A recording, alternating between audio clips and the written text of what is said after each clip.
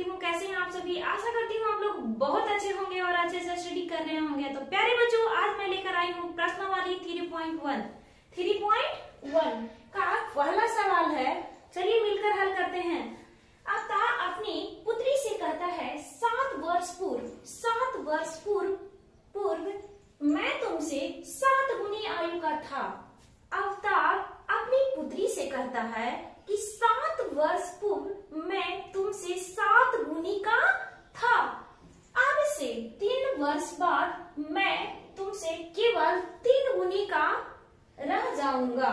तो प्यारे बच्चों, चलिए इसको बीजगणितीय ग्राफीय विधि से हल करना है। इसको सिर्फ समीकरण को तैयार करना है। तो देखिए प्यारे बच्चों, यहाँ हम मानेंगे कि माना कि आफताब की वर्तमान आयु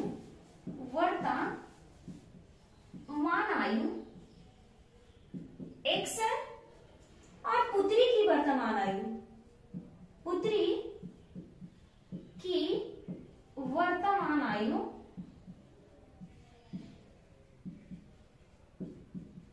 y है। अब प्रश्न से चलेंगे प्यारे बच्चों, प्रश्न क्या कह रहा था? प्रश्न से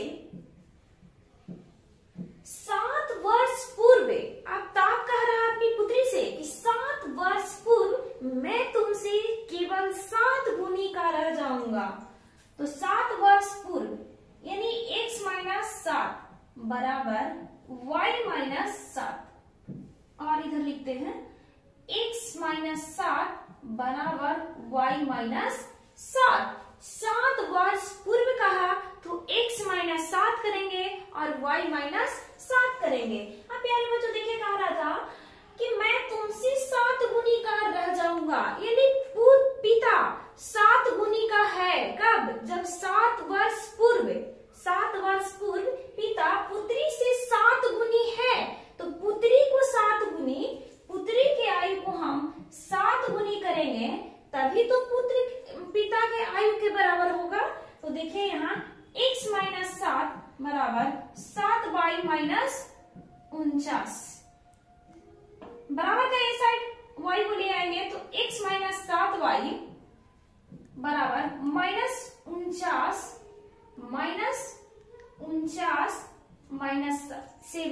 यानी x - 7y बराबर कितना हो जाएगा? -42। ये समीकरण 1। अब क्या कह रहा है? पुनः प्रश्न से चलेंगे। कह रहा है प्यारे बच्चों कि अब से 3 वर्ष बाद आफताब की आयु पुत्री की आयु का 3 गुना रह जाएगा। चलिए अब से 3 वर्ष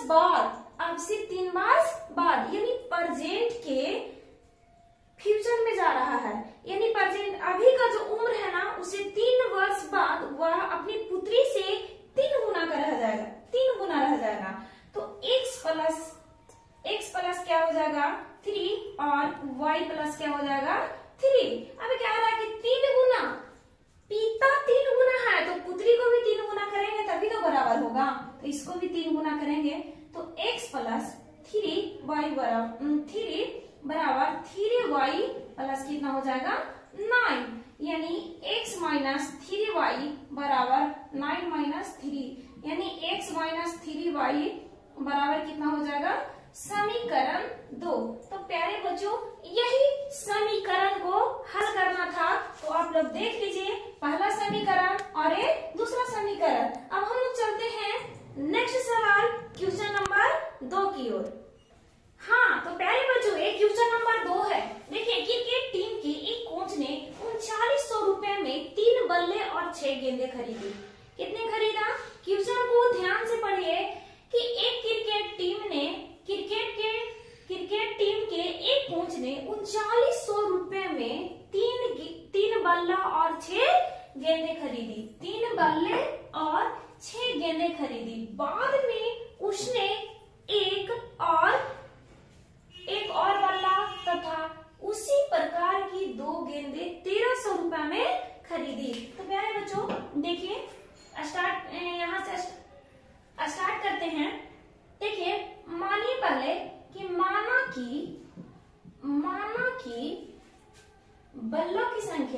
x है।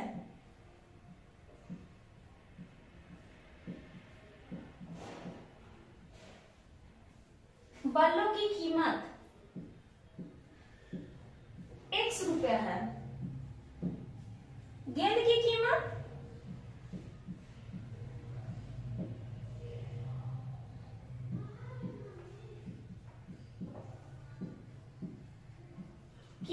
y रुपया है। तो प्यारे बच्चों देखिए प्रश्न से चलेंगे। प्रश्न से क्या कह रहा था कि 3 बल्ले को कितना माने हैं, तो 3x प्लस 6y बराबर कितना 3900 रुपया में, यानी 3 बल्ले और 6 गेंदे 3900 रुपया में मिल रहा है। तो यहाँ देखिए प्यारे बच्चों कुछ कॉमन हो रहा है, 3 कॉमन हो रहा है, तो x प्लस 2y बराबर कितना हो जाएगा 3900। यहाँ से काटेंगे तो 39 यानी x प्लस 2y बराबर कितना हो जाएगा 1300। समीकरण 1। अब पुनः प्रश्न से चलेंगे। क्या कर रहा था कि उसी प्रकार की एक और बल्ला और 2 गेंदे 1300 रुपया में खरीदी जाती है, तो समीकरण निकालें। तो प्यारे बच्चों देखिए 3 बल्ले पहले खरीदते थे, उसी प्रकार की एक और बल्ले खरीदा तो कितना हो गया 4x। 6 गेंदे खरीदा जाता था, लेकिन उसी प्रकार की 2 गेंदे और खरीदा गया, यानी 8y बराबर कितना 1300। प्यारे बच्चों यहां से देखिए एक समीकरण क्या हो गया 2। तो अब चलते हैं हम लोग नेक्स्ट सवाल की ओर चलेंगे, क्वेश्चन नंबर 3 की ओर। हाँ तो प्यारे बच्चों ये क्वेश्चन नंबर 3 है।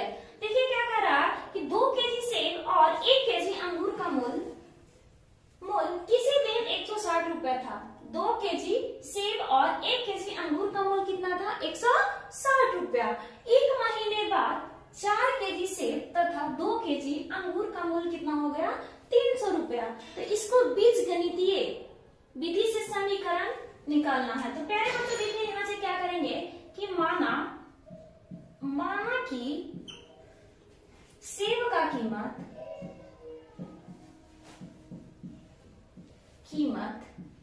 बराबर कितना हो जाएगा x। अंगूर का कीमत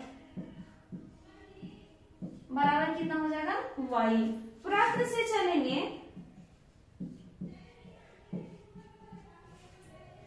2 केजी सेब 2x प्लस y, 1 केजी अंगूर का कीमत कितना है 160 रुपया। समीकरण 1। पुनः प्रश्न से चलेंगे प्यारे बच्चों। पुनः प्रश्न से 4 केजी सेब प्लस 2 केजी 2y बराबर कितना 300 रुपया। यहां से देखिए कि 2 कॉमन हो रहा है, तो x plus 2x plus y बराबर कितना हो जाएगा 300, यानी काटेंगे तो कितना हो जाएगा 150, यानी 2x प्लस y बराबर कितना हो जाएगा 150। ये समीकरण 2।